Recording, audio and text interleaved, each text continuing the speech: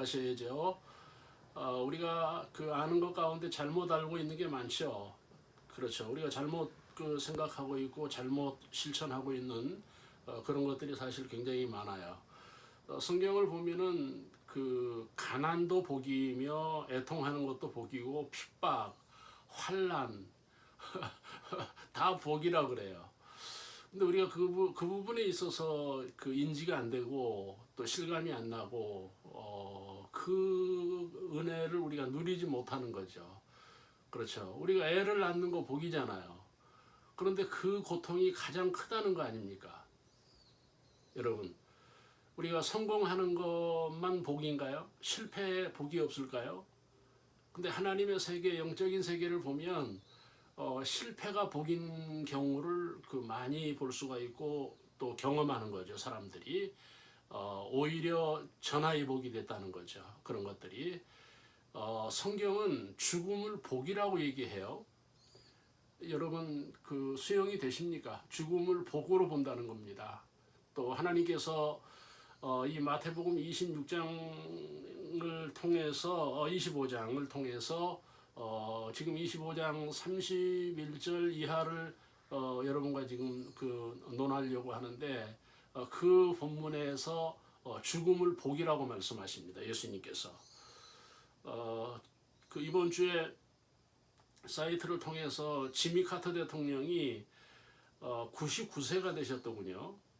근데 그분의 하시는 말씀 가운데 깜짝 놀란 게 이제 나는 이 세상을 떠날 시간이 되었다. 그런 말씀을 하셨어요. 담담하게 죽음을 받아들이는 거고 우리가 아는 대로 지미 카터는 크리스찬이잖아요. 그러니까 죽음에 대한 어떤 그 두려움을 그 기사에서 느낄 수가 없었어요. 자, 형제자매 여러분, 우리가 세상을 자유롭게 살고 그 은혜로 살고 축복으로 살기 위해서는 우리가 죽음의 문제를 터치하지 않을 수가 없는 거죠. 내 죽음이 복이라고 하면 세상은 두려울 게 없는 거예요. 예? 여러분 병들고 늙고 초라하지 않죠. 복인데 죽음이 복이라고 생각하면 여러분 우리가 울 일이 아니죠. 그렇죠? 우리가 이런 의미에서 우리가 성경을 다시 한번 생각할 수 있는 그런 기회가 돼야 되겠다 하는 것입니다. 제가 지금 드리는 말씀 이 본문 33절입니다. 그러니까 하나님께서 양과 염소를 갈랐는데 나누어 놓은 것이죠. 그러니까 이 세상은 누가 양인지 누가 하나님의 사람인지 모르는 거죠. 우리가 지금 그 세상은 섞여 있는 거예요. 양과 염소가 섞여 사는 거잖아요. 하나님의 사람과 사탄의 사람이 섞여 사는 거예요. 그런데 그걸 구별하지 못해요. 우리는 교회 안에도 섞여 있는 거예요. 가나안 복지에 그 이방인들이 섞여서 그 가나안이 타락했듯이 오늘의 교회도 마찬가지인 거예요. 하나님의 사람이 있고 따라서 이방 사람이 있는 거예요. 사탄의 사람도 있다는 겁니다. 근데 이제 문제는 우리가 이 부분을 구별을 못하는 거예요. 눈으로 볼 수가 없는 거예요. 그러나 하나님이 심판하시는 날에 양과 염소를 나눈다는 겁니다. 갈라놓는 겁니다. 정말 충격 아닙니까? 내 가족 가운데 내 형제 가운데에도 그런 사람이 있을 수 있어요. 그런데 그 갈라놓았을 때 양은 오른편에 염소는 왼편에. 그런데 그 염소는 지옥에 영원한 불에 들어가는 거고 오른편의 양은 뭐예요? 천국에 들어가는 것으로 얘기해요. 형제자매 여러분, 우리가 복 있는 사람인 것을 알아야 돼요. 여러분 믿음이 복인 거예요. 그래서 생명을 걸고 믿음을 지킨 겁니다. 역사를 보면 기독교 영화를 보셨습니까? 옛날 유럽 영화, 서구 영화를 보세요. 다 배경이 교회예요. 천국이에요. 그런데 그 사람들이 그 영화의 상당 부분이 믿음 지키는 거예요. 믿음으로 사는 거예요. 그 사람들은 그 남북전쟁 가운데에서 환난 핍박 가운데에서 바로 옆에서 총성에 의해서 사람들이 죽어가는 가운데에서도 그들은 천국인이에요. 그 죽음을 담담하게 받아들이는 거예요. 왜요?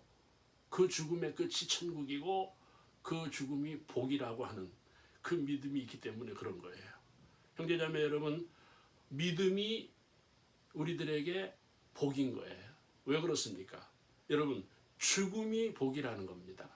할렐루야. 이 은혜를 우리가 알아야 세상을 자유할 수, 털어버릴 수가 있어요. 우리의 상처, 우리의 고단함, 우리의 피로, 우리의 억울함 이런 것들을 다 내려놓을 수가 있는 거예요. 왜요? 우리는 힘든 일이었고 우리는 고통이었으나 결국은 그게 우리들에게 복이 됐다는 그런 말씀을 오늘 이 본문이 우리들에게 하는 겁니다. 그런데 여러분 여기서 우리가 그 주목해야 될 부분이 40절인데 여러분 그 천국 가는 사람들에게 그 예수님이 하신 말씀을 우리가 잘 들어야 돼요. 그 말씀이 뭐였는가 하면 너는 세상에 살 때 내가 굶주릴 때 먹을 것을 주었고 내가 병들었을 때 약을 주었고 내가 가난할 때 돈을 주었고 내가 외로울 때 위로해 주었다 그거예요. 그러니까 제자들이 깜짝 놀란 거예요. 왜요? 그런 적이 없거든요. 여러분 아시죠? 제자들에게 지금 그 천국을 이야기하면서 그 천국의 믿음을 이야기하는데 막 그 가난할 때 돈 주었고 뭐 굶주리실 때 먹을 것을 너희들이 주었다. 제자들이 생각할 때 깜짝 놀란 거예요. 왜 그런가 하면 우리가 그렇게 한 적이 없거든요. 예수님에게 빵 준 적이 없고 예수님이 아플 때 약을 준 적이 없고 그 예수님이 힘들어할 때 위로하지 못했고 예수님이 고통을 받을 때 함께 하지 못했고 그런데 왜 예수님이 우리를 그렇게 했다고 말씀할까? 예수님 우리가 그렇게 한 적이 없는데 어떻게 그런 평가를 해주십니까? 그때 예수님 말씀이 가난한 자에게 한 것이 내게 한 것이라고 하는 말씀을 하신 겁니다. 가난한 자. 여러분 가난한 자 무시하면 안 돼요. 나에게 손을 벌리는 사람 거절하면 안 됩니다. 예?